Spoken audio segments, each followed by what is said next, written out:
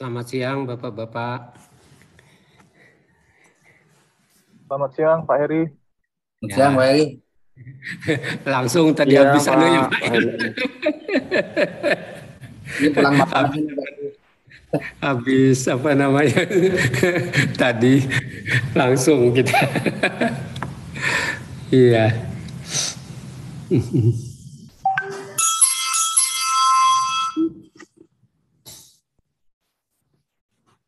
Harga sawit masih rendah ya Pak? Iya Pak, ya harganya sekarang kalau terakhir kemarin kan waktu tinggi itu kan 3,5 ya, sekarang tinggal 1.850. 30. Apa minyak belum bisa diekspor ya Pak? Kayaknya bisa Pak, tapi kayaknya regulasinya banyak yang berubah. Oh, Jadi mungkin kemampuan ekspor juga kurang ya, karena beberapa PKS kompetitor kami yang di dekat-dekat sini belum terima buah petani Pak. Kalau saya kan pasti nerima karena buah internal saya kan masih sedikit. iya, masih betul betul ya. Tapi kalau ini kan lagi apa peak crop tuh Mas. Iya. Lagi peak crop kan kasihan juga yang petani-petani itu tidak semua bisa tertampung loh Mas di beberapa wilayah itu. Iya. Regulasinya banyak berubah apa Mas Rudi? Kalau nggak salah kemarin dari komersil kami begitu Pak, karena ada head komersil kami itu kemarin ikut kayak seminar gitu di Bali kemarin Pak Steve itu. Ya. Kayaknya Pak. Jadi mungkin walaupun keran ekspor dibuka tapi ada beberapa regulasi yang mungkin belum siap atau apalah. Tapi kalau kita Ya. sih nggak ada masalah. Kita penjualan masih lancar sih, kalau pabrik saya masih rutin tuh sebulan 2 kali 3 kali masih dijual. Ya, artinya kan apa namanya cuma mungkin tidak semua buah rakyat bisa ditampung gitu ya Mas. Ya mungkin karena mungkin pemasaran nggak seperti dulu, mungkin kan Pak, perusahaan-perusahaan Iya. juga mempertimbangkan kemampuan stok dia kan Pak, jadi Iya. mementingkan Tangki timbunnya segala ya Pak ya. ya Nah, kayak itu. gitu. Ya. Nah ini kan yang saya kan kuliah terakhir. Nanti Oh ya, untuk evaluasi saya kasih tugas saja ya Pak ya. oh ya manut Pak. Ya gitu Ya aja tuh. gitu loh. Ya. Ya Mas Yoka ya selaku koordinator ini. Siap Pak, siap. Kita Sudah 5 kali ya Pak Iri kita. ya nanti dilanjutkan oleh Mas Rudi oleh Bu Kadarwati. Ya. Oh, ini.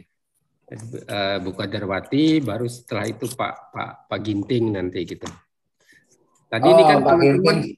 iya, Pak Ginting yang itu ya, yang dulu infus pupuk itu ya Pak, yang dulu waktu iya, saya dulu. iya.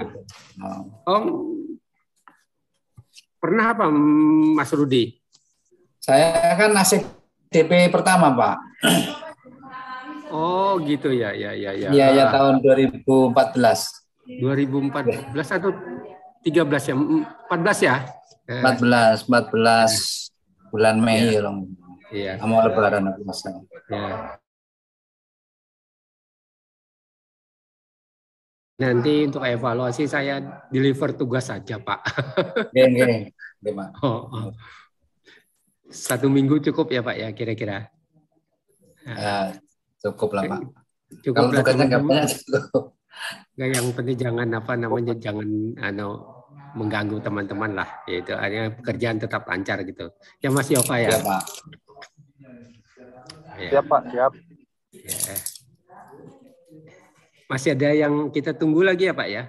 Mungkin 1, 2, 3, 5, 6, 8, 9, 10 ya. Sampun Pak. Iya. Cekap ini nih. ada jaringan ini yang baik ya.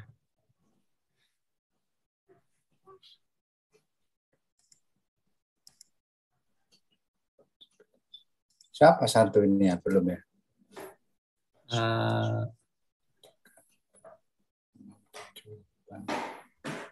Siapa ya? Kita kan 10 ya Pak ya? 11 Pak. 11 betul. Pak Marwan ada ya? Pak Krosby Pak, Pak Krosby kayaknya. Iya Pak Krosby susah ada. Betul, susah jaringan tadi. Oh ada Pak Krosby ini. Pak Krosby ada ya, tapi katanya susah jaringan itu. Pak Adit kayaknya Pak Adit ini belum. Oh iya Pak Adit. Iya. Oh iya Pak. Respirasi itu kan menghasilkan oksigen. Nah, kalau oksigen itu tidak segera dikeluarkan dari daun, ya, segera dikeluarkan dari daun, maka itu bisa berpengaruh buruk terhadap daun itu sendiri. Nah, mengeluarkannya dari mana? Mengeluarkannya juga dari stomata. Ya. Nah, kalau stomatanya tertutup karena kekurangan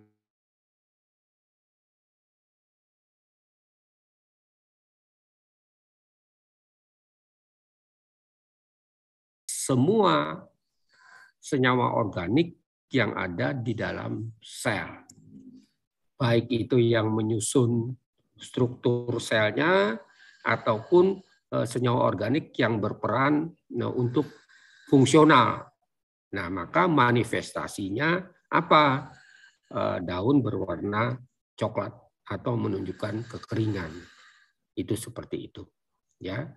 Jadi kita melihat dampak kekeringan ini sebetulnya luar biasa, sehingga apa?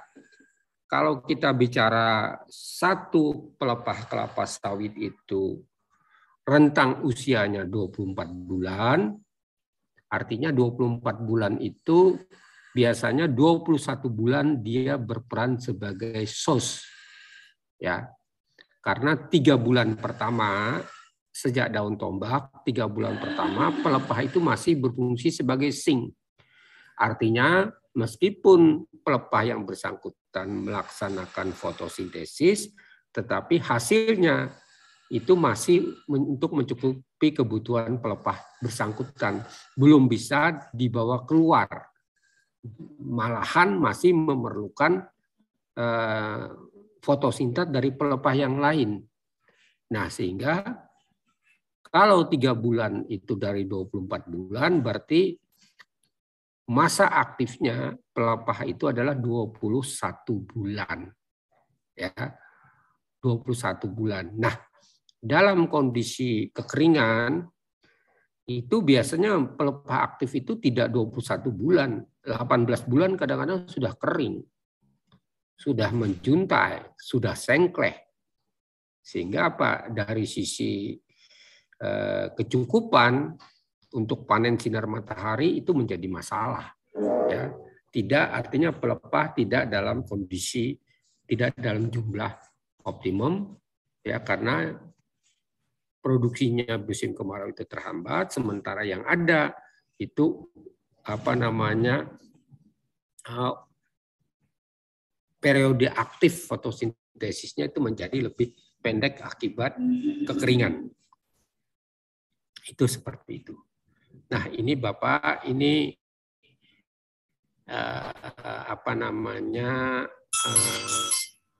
gambaran singkat. Ya, jadi ini bagaimana kalau seandainya terjadi stres. Ya, ini kita bisa bayangkan, misalnya ketika terjadi stres, karbohidrat ini dari mana? Karbohidrat ini dari fotosintesis. Ya.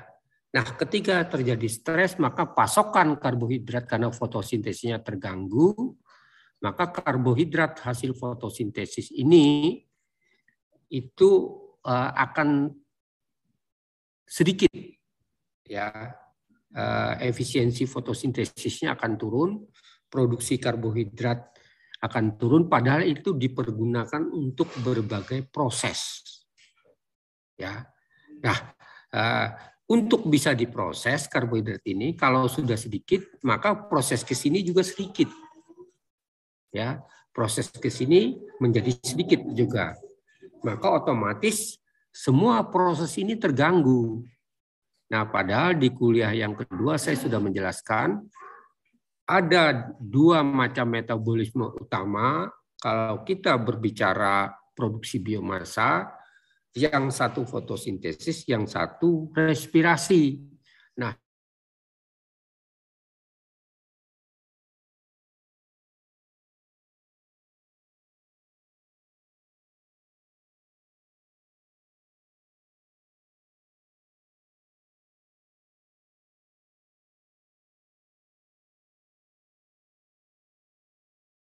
sehingga apa?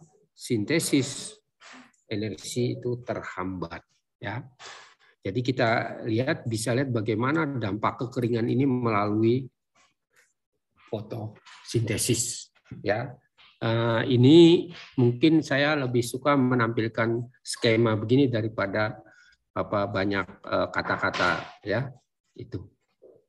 Nah, itu kemudian yang kedua, pengaruh kekeringan juga kepada sintesis protein, ya.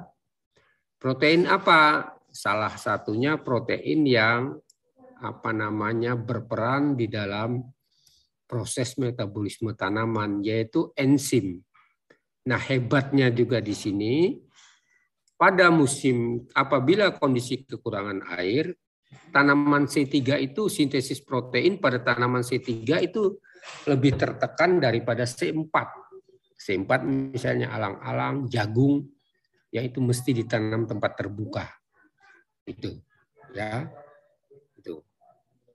Nah, itu lalu yang keempat, yang ketiga adalah juga kekeringan juga mengganggu asosiasi lipid dan protein, artinya penggabungan lipid dan protein. Padahal kedua ini penting untuk apa? Untuk membran sel.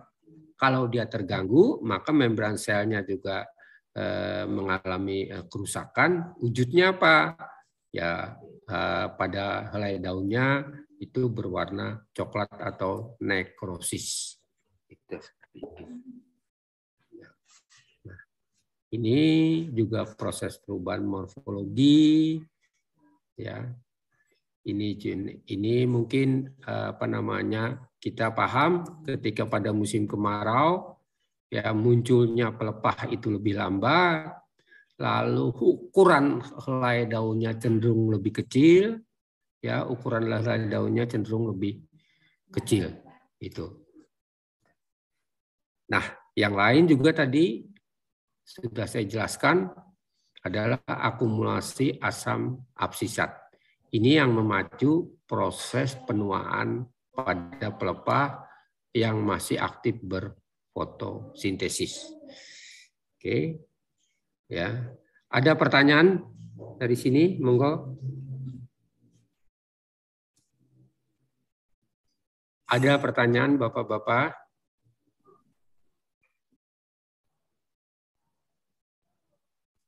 Mas Yoka, ada yang ditanyakan? Mas Adit, ada yang ditanyakan?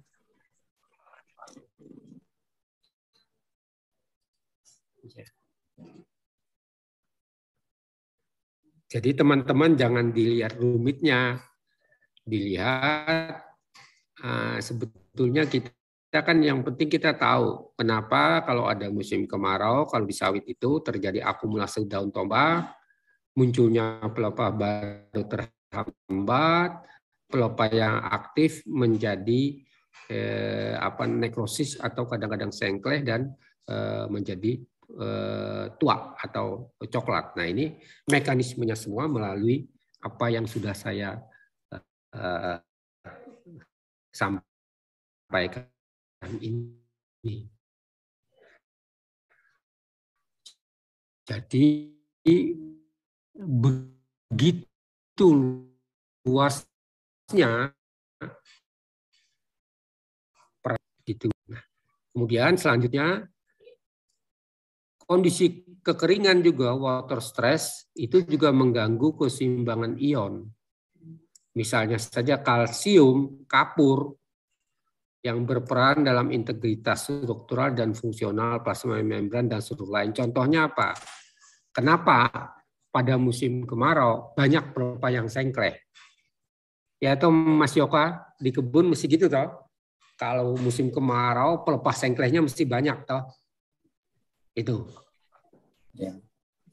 Betul ya Mas Yoka ya? Sama ini Pak, sama di areal pasir yang mengalami cekaman air tuh Pak. Iya. Mungkin Nah itu dia masih songgo-songgo 2 gitu, dia udah kering Pak. Iya. Nah songgo 2-nya itu kering toh Mas Rudi. Iya, Nah, kering. itu apalagi pada tanah pasir. Tanah pasir kan cepat sekali. Apa Ya. namanya? Cepat sekali mengalami defisit air. Nah, kalau nekrosis saja, artinya pelepahnya mungkin belum sengkleh, itu mungkin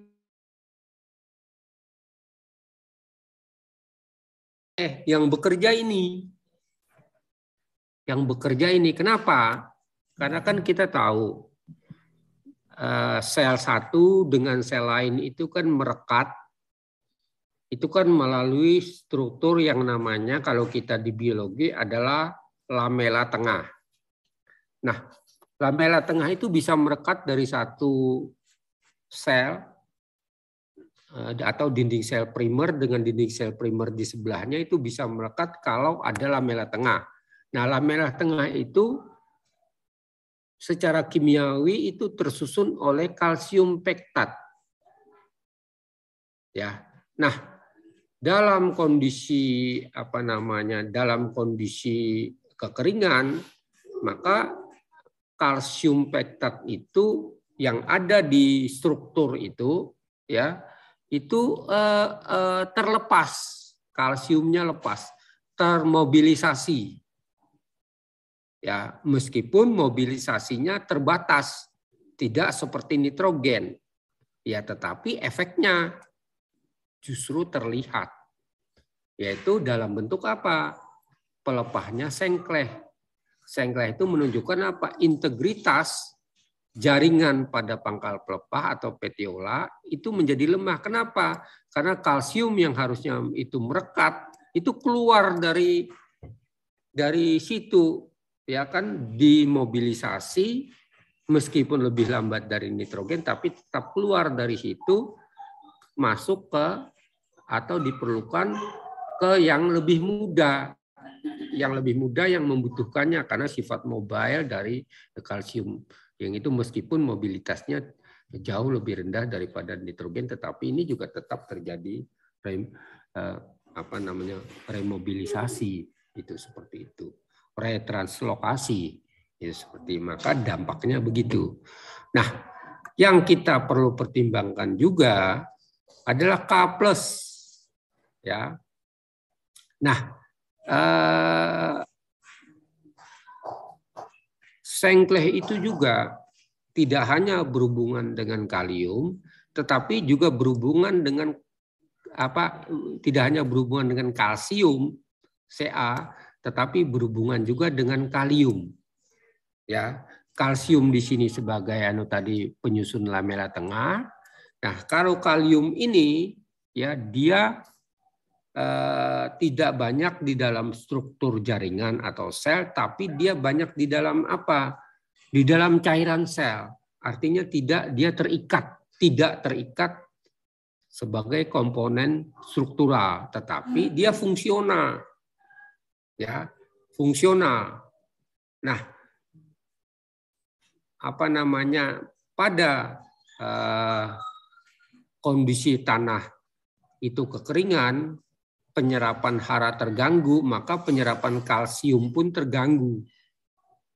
Nah, padahal kita tahu kalsium itu berfungsi luas di dalam tanaman.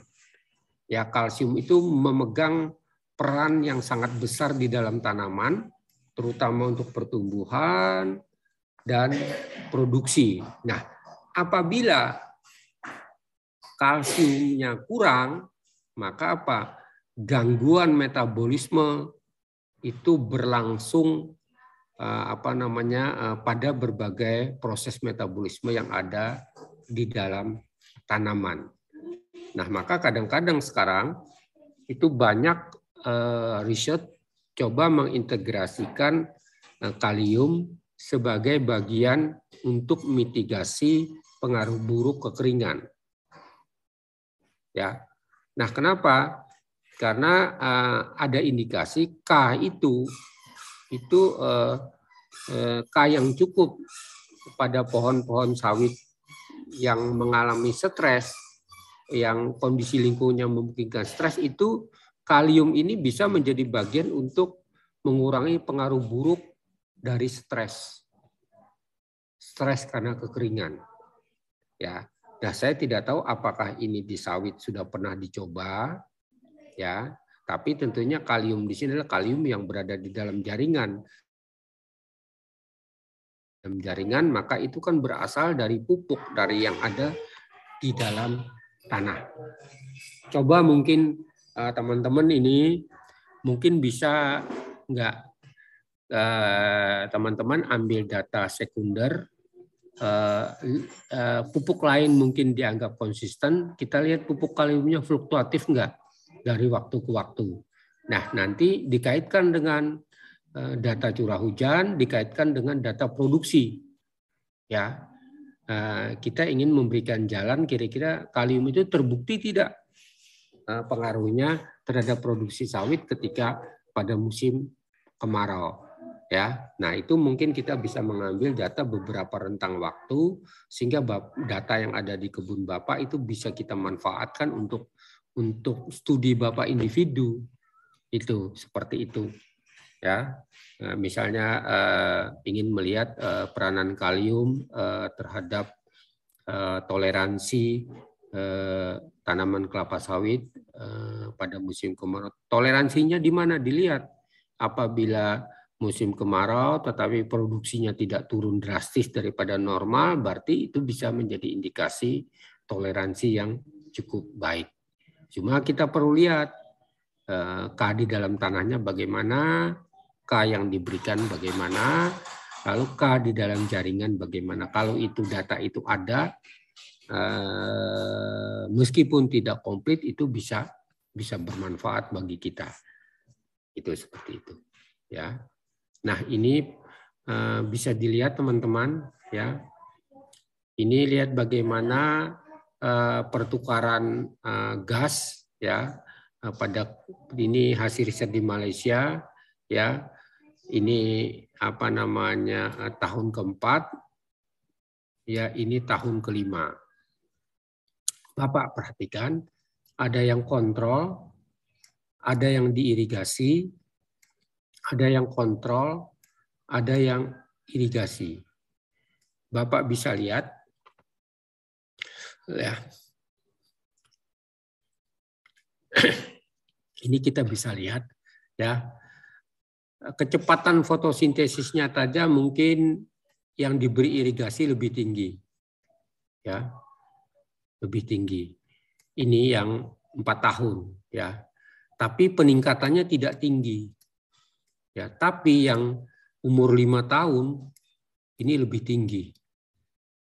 Kita bisa lihat.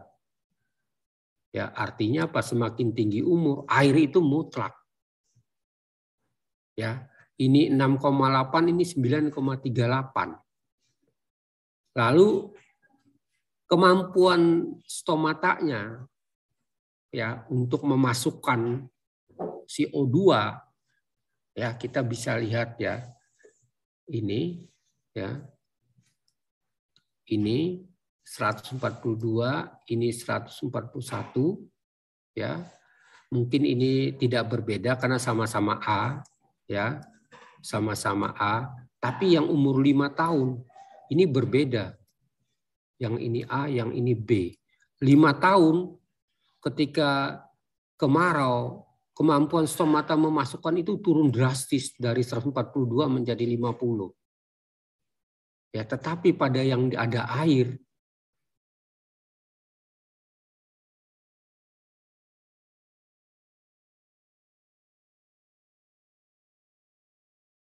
Jadi dari situ kita bisa lihat dari sisi fotosintesisnya. Ini hasil riset, Mas.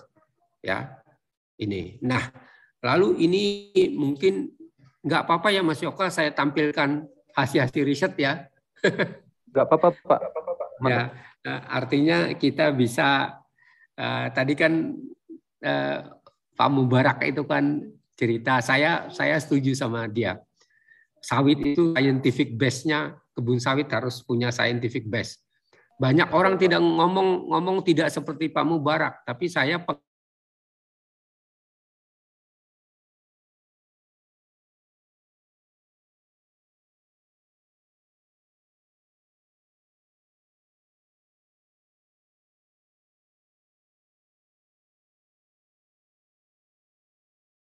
perhatikan ya, yang ini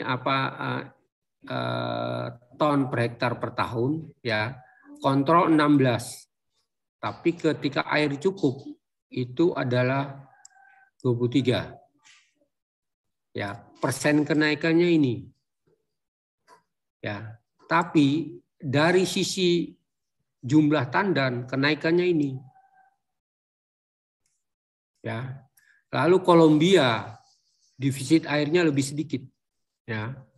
Umur muda, TM remaja, kita bisa lihat peningkatannya ya, dari 14,2 hampir 5 ton peningkatannya, 36%. Dari sisi jumlah tandan 32% peningkatannya. Ya. Itu. Nah, Pantai Gading defisitnya sekian ya. Umurnya juga hampir TM1 sampai TM3, produksinya memang masih rendah ya, tapi ketika air cukup luar biasa lompatannya, kenaikannya paling besar. Artinya apa? Ya, TBM itu memerlukan TBM rentan sekali terhadap pengaruh defisit air. Ya, TBM itu rentan sekali terhadap pengaruh defisit air. Ya, nah, dan ternyata Pak, tidak hanya ini luar biasa juga peningkatannya. Kenapa? Pada waktu itu kan produksi TBS lagi banyak-banyaknya kan jumlahnya, gitu. Jumlahnya kan besar ketika masih remaja, banyak maksudnya jumlahnya. Ini kita bisa lihat. Nah, Malaysia ini, ya, ini sedikit karena defisitnya sedikit. Datanya juga tidak begitu banyak. Ini juga peningkatannya tidak begitu karena defisitnya kecil. Ya. Nah, lalu Thailand defisitnya ini umurnya sekian ternyata lebih besar dari ini. Ketika yang diairi peningkatannya luar biasa. Hampir 5% sebesar ini. Ya, artinya saya sangat setuju yang dikatakan Pak Mubarak tadi, ya, scientific base betul sawit itu. Ya, itu. Nah, ini lalu kenapa bisa begitu? Teman-teman mungkin sudah semua sudah familiar dengan grafik ini, ya. Yang di depan juga saya sudah sampaikan bahwa sampai TBS itu dipanen, jumlahnya itu dipengaruhi oleh peristiwa-peristiwa yang ada di sini. Ini yang dipengaruhi. Ya, itu. Nah, pengaruh terbesar tergantung ininya. Kalau ini tebal, pengaruh terbesar di sini. Nah, maka bagaimana kita menjaga pada tahap ini tidak terjadi stres. Nah, kalau ada, maka baru kita rasakan mungkin sekitar 20 bulan kemudian. Ya, ini kaitannya dengan jumlah TBS. Ya, Bapak-bapak, kaitannya dengan jumlah TBS. Maka kalau ada penelitian ini, saya dengan senang hati akan bimbing. Ya, melihat seberapa jauh cekaman stres air, Bapak-bapak, data sekunder, data iklim, data produksi. Produksi itu ada yield, ada BGR, ada jumlah janjang. Syukur-syukur ada rendemen minyaknya. Umur tanamannya kita tahu.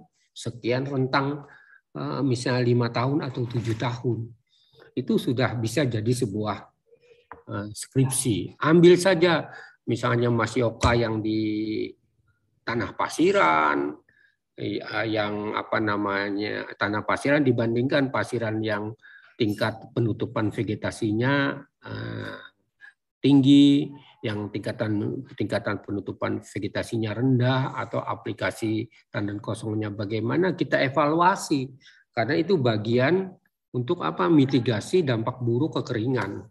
Jadi kita bisa memberi basic ilmiah, basic scientific terhadap data-data yang bapak-bapak sudah punya di kebun. Itu ya. Nah, jadi ini bisa memberikan gambaran yang luar biasa. Nanti kalau saya siap bimbing ya, dengan senang hati. Ini ya. Nah, ini mungkin sudah pernah Bapak lihat di grafik ini. Ini adalah pengaruh curah hujan dan hari hujan. Ya.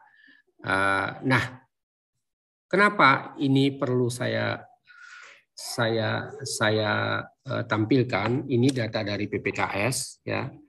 Nah, tadi kan ada 4 peristiwa penting yang mempengaruhi produksi. Ya.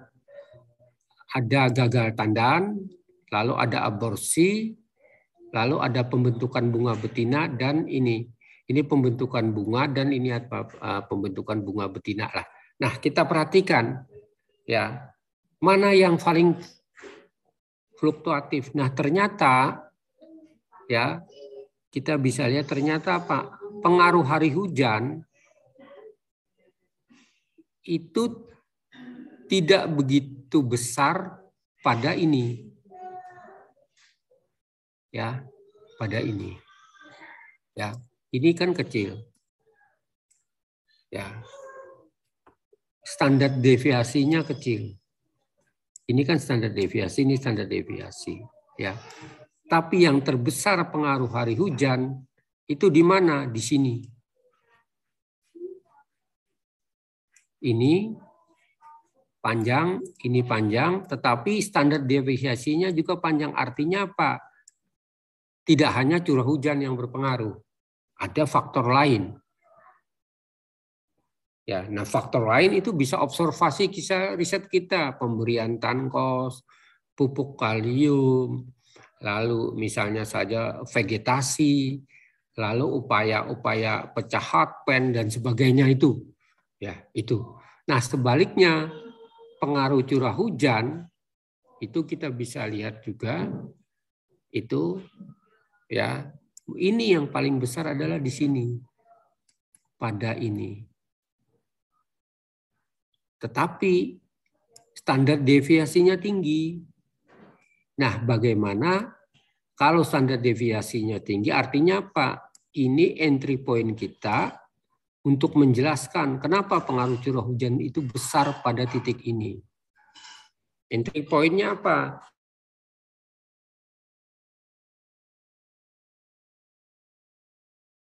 Umur tanaman.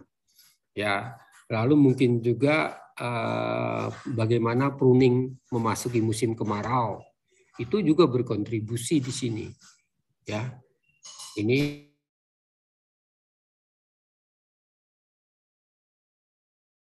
gambarnya seperti ini. Jadi fase kritis terbesar dalam kuliah saya yang dulu awal, saya lupa. Maaf, kuliah yang lalu itu yang ada gambar serupa, ya, gambar serupa ini, tetapi bentuknya lain. Ada fase kritis 1, fase kritis 2, fase kritis 3. Nah, ini terbesar artinya pada fase kritis 1. Apa itu? Determinasi seks. Ya, determinasi seks. Oke. Nah, ini data hasil riset, ya. Mungkin bapak-bapak sudah pernah lihat ini. Mas Yoka sudah pernah lihat? Pernah, Pak. Nah, ini kita bisa lihat lah, ini kelas kesesuaian lahan, ya, lama penyinaran per tahun, ya. kelas 1, kelas 2, kelas 3, ya 45 ini besarnya defisit air, ya. Ini besarnya defisit air, ini produksi. Ya, kelas kesusahan lahan ketika curah hujan lama penyinaran 2000 jam, produksi 100% ketika air cukup. Ya. Tapi ketika defisit 100 mm, produksi tinggal 83% dan seterusnya. Ya. Itu. Nah, lalu ketika misalnya saja penyinarannya tetap 2000 jam, tapi kelas keseluruhannya buruk, ya, maka produksi hanya segini. Ya. Tidak defisit air. Ketika defisit air 100 mm turunnya begini dan seterusnya. Ya. Nah, kelas 1 sampai kelas 5 itu ininya pembagiannya seperti ini. Ini menurut Corley. Ya. Sama Beowulf itu. Jadi dia sudah memetakan data seperti ini. Ya. Itu. Bisa dipahami teman-teman? Bisa, Pak. Ya. Nah, ini mungkin sudah pernah Bapak lihat ini defisit air, ini pada sawit loh Mas, ya. Defisit air milimeter per tahun, ya. Ini hasilnya ton per hektar per tahun. Kita perhatikan ketika defisit 100 mm, maka ini kan dalam kondisi normal tidak ada defisit, ya. Produksi kira-kira 16 sampai 20 ton TBS per hektar per tahun. Kita tidak tahu kelas kesusahan lahannya itu berapa. Ya. Nah, ini data tahun 98 Indonesia. Lalu ketika defisit 100, maka produksi ngelompok di sini. Ketika defisit ini turun lagi, ya. Nah, ketika ini meskipun defisit kok ini tinggi. Saya tidak tahu penjelasannya apa. Ya. Artinya mungkin saja ini ada perbedaan kelas kesusahan, tetapi yang perlu Bapak-bapak ketahui, ya, hubungannya ini linear. Ya, hubungannya linear. Ya, yang penting itu hubungannya linear. Ya. Yang penting hubungannya linear. Jadi ini signifikan hubungan antara ini dengan penurunan ini linear itu signifikan. Artinya ini garis ini linear. Ya. Nah, kenapa kita bisa menjelaskan dari seks rasio, dari aborsi jadi tandan tidak normal, lalu produksi ini virusnya seperti ini, kita bisa menjelaskan melalui apa yang saya sajikan di samping-samping ini. Itu. Ya. Itu. Nah, mungkin SOP Bapak di kebun sudah ada grade gejala cekaman air. Sudah ada ya Mas Yoka? Ada, Pak. Jadi ada ya. Ini saya ambil dari Steve Carr. Steve Carr itu tahun 2011, ya. Ini ada publikasi, kalau nanti Mas Yoka mau saya kirim, oil palm water requirement, kebutuhan air sawit itu. Sawit. Ini. Nah, ini dia buat ini. Nah, saya menjelaskannya sudah tadi, ya. Alasannya kenapa nekrosis, akumulasi daun tombak dan sebagainya ini. Nah, sedangkan pada sawit ini langsung dampak kekeringan, laju fotosintesis turun, tadi penjelasannya sudah di awal, nomor 1 tadi, lalu distribusi asimilat dalam jaringan tanaman terganggu. Kenapa? Karena air ini diperlukan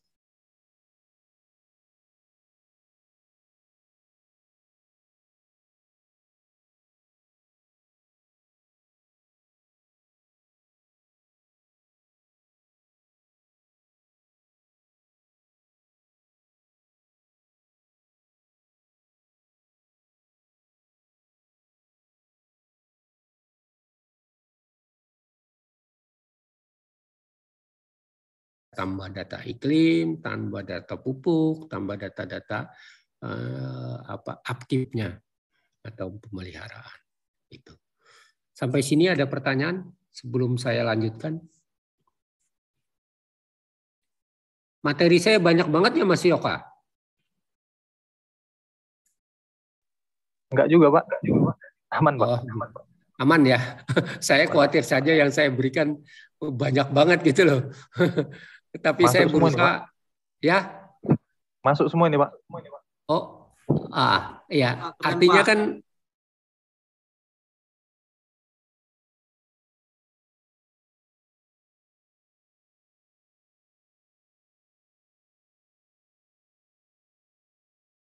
Presentasikannya juga tergambar kami di lapangan ya seperti itu yang terjadi di lapangan kalau misalnya contohnya ini tadi dampak kekeringan kan gitu, Pak. iya. Ya saya juga waduh ini saya harus mencari dan mengupdate terus gitu loh. Mencari dan mengupdate terus gitu. Ya. Keren materinya, Nyambung Pak. dengan kami di lapangan, Pak. Iya, Pak. Ya, Mas Kosbi. Bagus materinya, Pak. Nanti bisa dikirim, Pak. Ada itu udah tak kirim di grup itu. Sudah kayaknya Mas Yoka kirim. Saya nggak tahu kalau di BGA kadang-kadang ada training tuh ditampilkan nggak? Yang begini, enggak ya?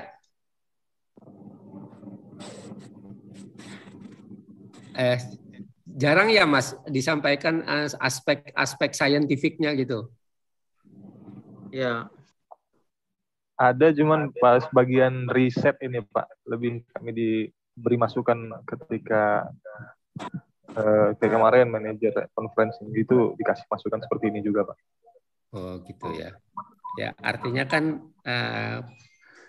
saya bersyukur punya materinya bisa bermanfaat bagi teman-teman semua itu.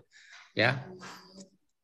Oke, nah komponen yield itu apa? Ya. Ini kita awali dari bunga, ya. Pada setiap ketiak daun terdapat satu primordia bunga. Ya, ini bicara bunga, ya. Lalu inisiasi bunga sampai buah dipanen memerlukan waktu kurang lebih 30 bulan, tetapi ada variasi antar lokasi. Lalu seks rasio artinya perbandingan bunga betina dengan total bunga dipengaruhi oleh faktor genetik dan lingkungan. Ya, ini mainframe kita ketika kita bicara bunga. Ya, lalu faktor kedua komponen hasil. Ya, jumlah TBS. Ini ditentukan oleh laju produksi pelepah karena setiap produk pelepah terdapat satu bunga tetapi belum tahu kita jantan betinanya. Ya tahu? Nah, belum tahu jantan betinanya. Nah, ini lihat materi kuliah yang lalu determinasi seks, ya. Nah, kemudian tingkat aborsi. Kalau kekeringan maka bunga banyak rontok. Lalu nisbah seks berkurang akibat defisit air. Nah, ini tingkat gagal tandan buah gagal berkembang 2-4 bulan setelah antesis. Nah, ini faktor penyebabnya macam-macam. Ya. Bisa misalnya karena hama, tikus atau yang lain-lain atau memang bunga kekurangan pasokan fotosintesis. Sehingga pertambahan ukuran itu terganggu. Ya, pertambahan ukuran terganggu meskipun sudah terjadi penyerbukan, tetapi pertambahan ukurannya terganggu. Kenapa? Karena ketika pada musim kemarau hasil fotosintesis lebih diperlukan untuk keperluan yang lain daripada untuk tandan. Kalau ada lebih baru dikasih ke tandan. Kalau tidak ada lebih dalam arti diperlukan untuk pelepah, batang dan sebagainya, tandan itu terakhir. Ya, potensi ini menjadi sangat penting. Itu ya. Itu. Nah, lalu komponen ketiga, kandungan minyak. Ya. Ini berkorelasi negatif dengan curah hujan. Lo kok bisa negatif? Gini. Yang pertama, ya, kalau misalnya curah hujan terlalu tinggi, aktivitas elderberries rendah, ada kemungkinan polen itu tercuci, maka fruit set-nya kan rendah. Yang kedua, kalau curah hujannya itu tinggi, ketika dipanen, kandungan airnya kan tinggi. Padahal kan rendemen itu minyak dibagi bobot TBS toh. Itu. Nah, yang kedua ada berkorelasi positif dengan penyinaran. Ya kenapa? Karena bagaimanapun minyak itu kan asalnya kan karbohidrat. Karbohidrat dari mana? Dari fotosintesis, dibawa ke tandan, di tandan karbohidratnya diubah untuk menjadi minyak pada 2,5 bulan sebelum panen. Ya.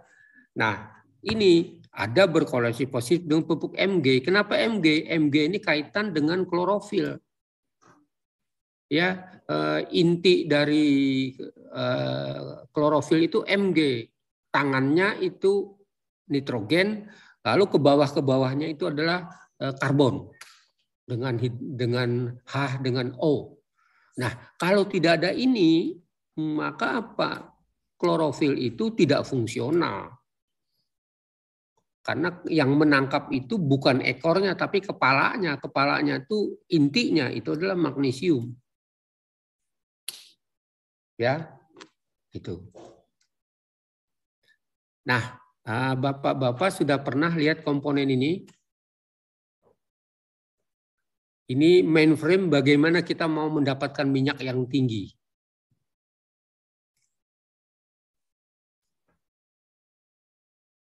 Sudah pernah, Pak? Jadi sebetulnya bisa disetting. Ya, mungkin Pak Mubarak pernah menyampaikan. Belum ya? Ya. Nah, kalau kita lihat minyak yang diperoleh itu tergantung pada apa? Total berat kering buah yang dipanen, tebal jaringan mesokap, lalu kandungan minyak yang ada di dalam mesokapnya itu. Nah, total buah yang dipanen, total berat kering buah yang dipanen tergantung jumlah tandan dan berat buah per tandan. Jumlah tandan itu tergantung jumlah potensial tandan yang bisa dipanen. Karena apa? Karena ada gagal tandan. Ya toh? Lalu setelah itu ini tergantung juga pada berapa jumlah bunga betina yang ada. Ya. Nah, sedangkan berat tandan ini tergantung pada buah jadi pertandan, artinya fruit set, dan berat buah masing-masing. Nah, berat buah masing-masing ini tergantung pada apa? Apakah setelah antesis suplai fotosintatnya bagus atau tidak? Kalau bagus dia akan besar-besar. Ya, kalau tidak bagus dia kecil. Ya. Nah, ini semua jumlah buah jadi pertandan tergantung pada jumlah spikelet, jumlah bunga per spikelet, dan banyaknya buah jadi. Maka di sini kita bisa lihat bagaimana kita manipulasi elderberries, ketersediaan polen, kelembapan udara itu akan berpengaruh semua di sini. Ya, akan berpengaruh semua di situ. Itu. Nah, ini mungkin ada beberapa kegiatan antisipasi sebelum terjadinya kekeringan. Ada ini mungkin sudah biasa ya Pak di kebun ini dilakukan ya Pak ya. Cuma yang belum mungkin ya, ini. Mungkin ini belum ya. Ini belum ya. Karena K itu ada laporan terakhir, K itu berperan dalam toleransi kelapa sawit terhadap kondisi kering. Artinya kalau ada kekeringan tetapi K-nya cukup itu pengaruh negatif kekeringan itu tidak sebesar kalau kaliumnya defisit pada kondisi kalium yang defisit itu. Ya. Nah, ini mungkin sudah semua Bapak sudah bisa baca itu.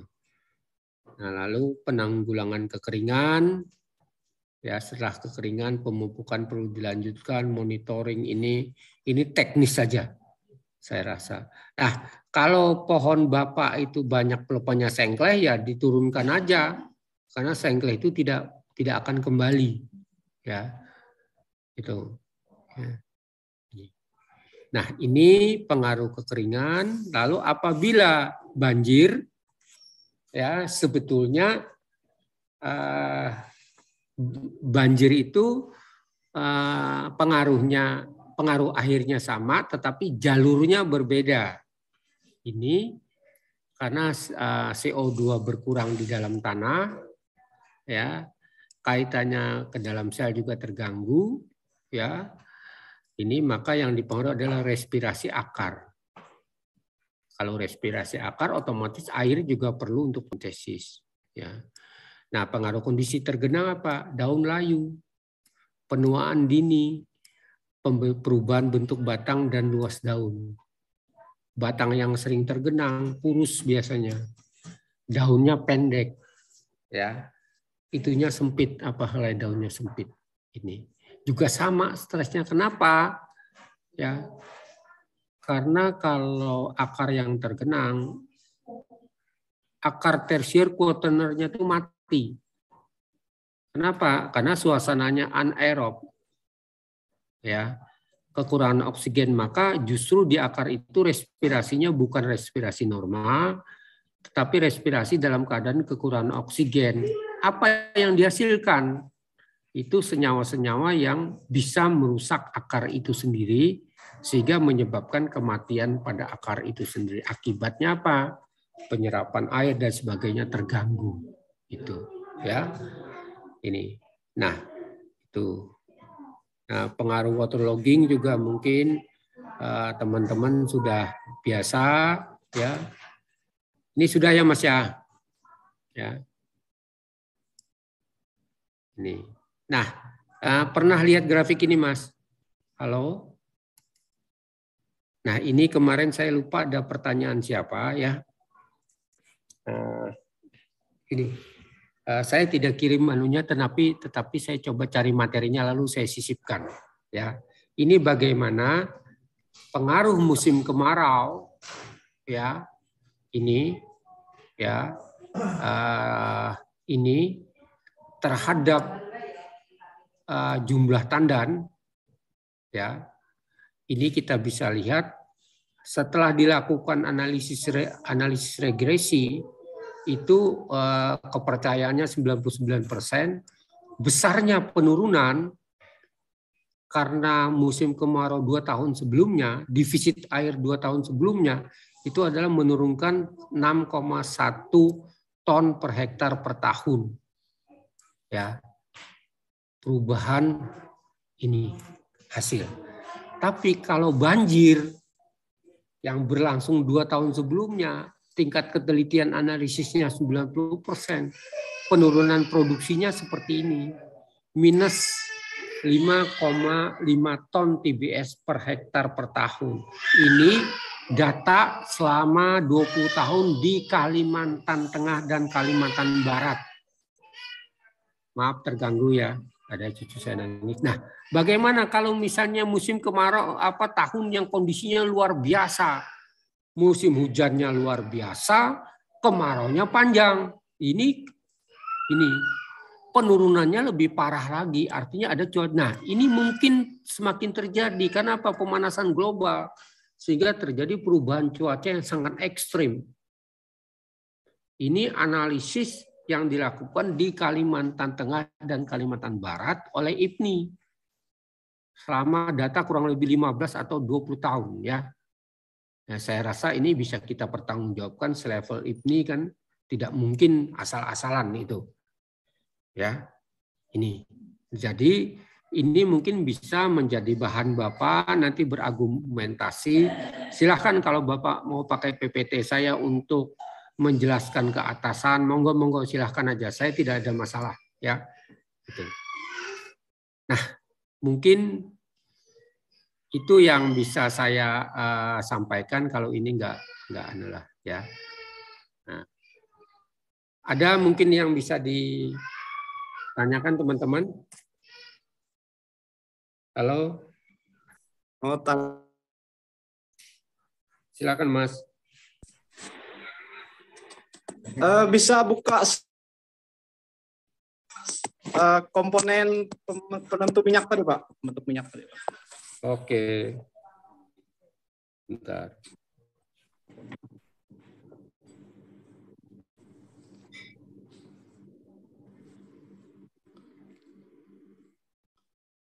Waduh, nge-lag sini Pak.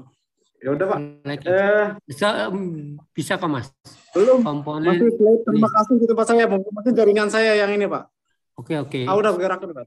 Sampai ke komponen penentu minyak tadi Pak. Ini ya Pak ya. Bentar saya kecilkan. Oke. Lagi, Pak. Ya, ini ya Pak. Ya, di atas lagi. Ya benar ini Pak. Benar Pak. Kalau kita lihat di sini kan Pak, lebih dominan ke apa namanya psikologis Pak ya, apa namanya psikologis pada tanaman, fisiologi pada tanaman itu. Namun kan ada juga kayaknya faktor-faktor ekologi yang menentukan yield itu Pak. Betul. Contoh misalnya pada saat faktor-faktor fisiologi ini sudah oke semua, sudah terpenuhi juga. Tapi kalau faktor-faktor ekologinya tidak mendukung, bisa jadi itu tidak terjadi gitu. Betul. Apa tidak maksimal lah ini. Betul. Misalnya rasio daripada kumbang penyerbuk Pak, Elidiobius betul. Ya, betul. Itu aja Pak yang bisa saya sampaikan. Ya, jadi betul sekali ini yang tersurat secara langsung. Nah, yang tidak tersirat ya seperti Bapak tadi misalnya kumbang Elidiobius. Aktivitasnya rendah atau populasinya rendah. Kelembapan udara yang mempengaruhi aktivitas Elidiobius. Polennya kurang. Atau semuanya cukup tetapi kandungan boron itu kurang, Bapak, penyerbukan bisa terjadi, tetapi pembuahan itu bisa terhambat kalau tanaman itu kurang boron. Halo? Iya Pak, oke Pak. Jadi boron itu meskipun sudah semua oke, polennya bagus, Elidiobiusnya bagus, penyerbukannya bagus, tetapi jangan lupa untuk jadi buah jadi. Untuk jadi buah jadi itu harus terjadi pembuahan atau fertilisasi. Nah, polen itu bisa berkecambah untuk terjadi pembuahan, terjadi biji apabila tanaman itu cukup boronnya. Ya Mas ya, apabila tanaman itu, maka itu boron itu sekali menjadi penting. Boron itu mesti ada kaitannya dengan food set. Nah, itu bisa Bapak coba Pak penelitian. Gitu ya Pak ya. Oke Pak, terima kasih Pak untuk tambahan penjelasannya Pak. Oke ya, baik kalau tidak ada, jadi untuk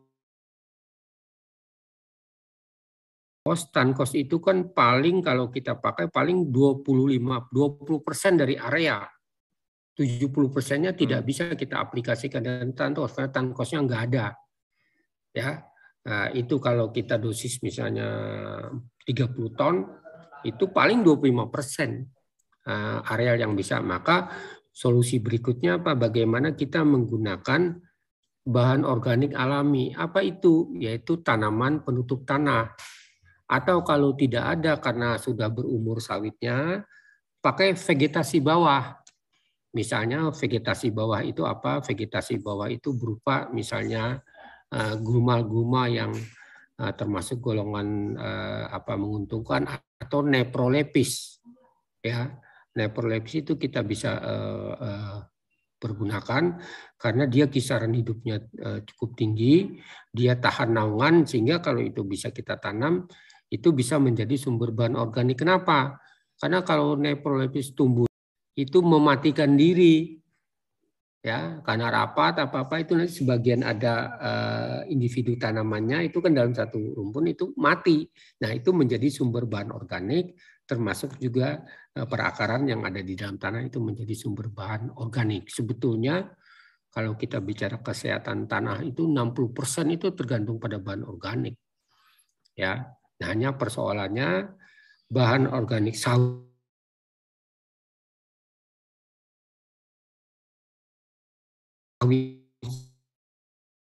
sendiri tidak di bawah itu aja dikelola. Ya.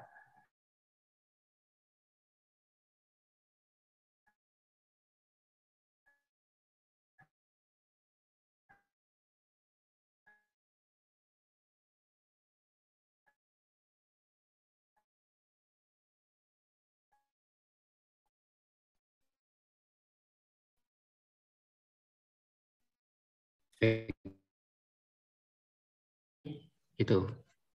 Ya, oke, ya. Ada mungkin pertanyaan lagi, ya. Ini kuliah terakhir ini kita, ya. Nah, baik, kalau tidak ada, Mas, tolong kameranya dibuka. Saya mau screenshot. Kan wah, ini kuliah terakhir toh.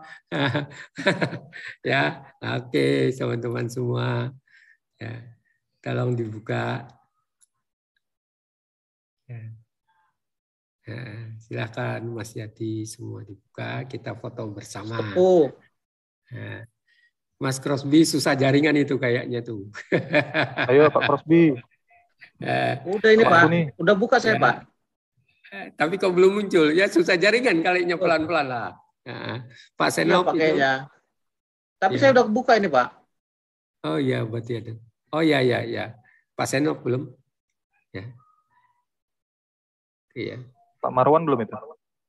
Iya. Saya nggak kelihatan ya Pak Yoka ya? Iya, belum kelihatan Pak Crosby. Waduh. Lampunya mati punya Pak Crosby, Pak. Kata Mas Adit, laptopnya ganti. Laptopnya ganti, Pak. Aduh. Ya. Oke, nggak apa-apa. Padahal ya, saya udah buka. Ya, nggak apa-apa, Mas. Ya. Nah, baik, mungkin itu yang bisa saya sampaikan. Mungkin sebelum mengakhiri,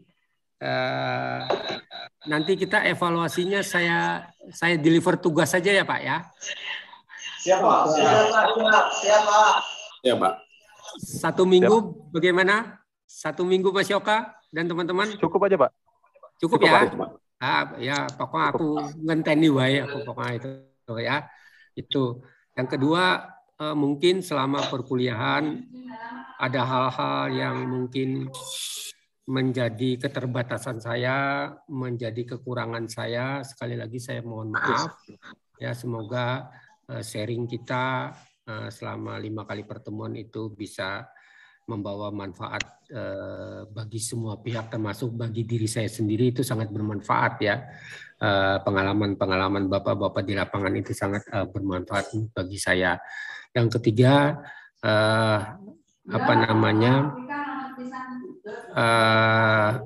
teman-teman mulai sekarang sudah mulai memikirkan kira-kira untuk skripsi itu seperti apa. Nah, kalau saran saya, gunakan aja data sekunder yang sudah Bapak miliki. Karena kebun itu big datanya luar biasa, tapi itu harus bisa Bapak manfaatkan untuk keperluan studi. Ya, jadi mulai sekarang sudah mulai difikirkan untuk mengambil judul skripsi, judul tesis dari data-data yang ada. Ataupun kalau sebagian perlu data primer, ya dipersiapkan dari awal. Yang kira-kira itu berada di bawah wewenang Bapak sebagai staf, sebagai orang di BGA. Ya, itu. Nah, apabila nanti ada hal-hal yang diperlukan, nanti saya dengan senang hati diajak berdiskusi, kita pakai Zoom, malam hari juga nggak apa-apa, silahkan nanti Mas Yoka saja yang mengaturnya, ya. Malam hari nggak apa-apa, jam 7 kita sampai jam 9 kita bicara. Ini sudah saya lakukan dengan teman-teman Wilmar itu selama beberapa angkatan, saya selalu bantu dalam hal untuk tesis gitulah, ya.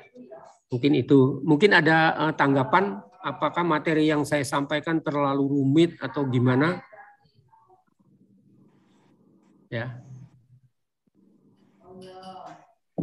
Dari saya nggak terlalu rumit, Pak. Malah nyambung sama pekerjaan kami di lapangan. Banyak masukan yang kami terima, Pak. Bagus sekali, Pak. Saya pikir, Pak.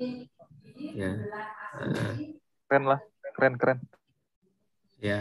Atau yang lain? Keren, Pak. Matur nuwun, ya. Itu. Ya, saya memang menyiapkan materi itu, ya saya berusaha sebisa saya menyiapkan materi yang semua ada relevansinya dengan sawit. Ya itu memang kalau kita cari di buku-buku susah, Mas. Saya harus cari di jurnal-jurnal yang kadang-kadang itu untuk bisa mendapatkan saya harus komunikasi dengan penulisnya.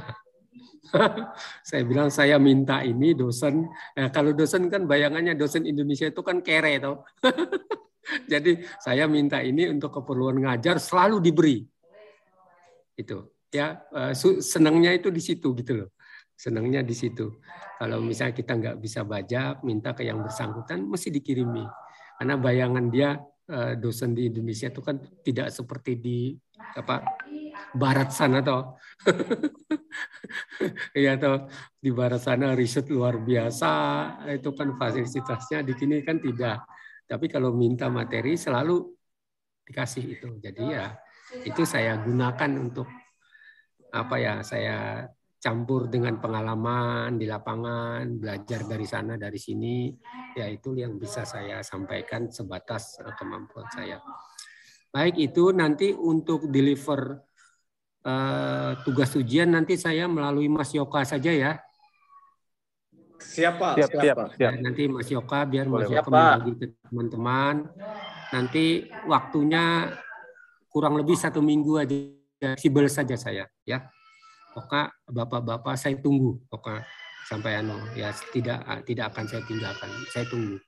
Nah, saya sangat menyadari kesibukan teman-teman semua. Oke, mungkin bisa itu yang saya sampaikan. Sekali lagi terima kasih semua ya. Mohon maaf atas segala kekurangan saya. Nah, minggu depan nanti yang menyampaikan Ibu Profesor Kaderwati ya. Nanti saya beritahu beliau ya. Oke, mungkin terima kasih itu ya. Terima kasih banyak. Terima kasih Pak Heri. Sukses selalu ya. Terima kasih Pak Heri. Ya, kalau ada hal-hal yang perlu dikomunikasikan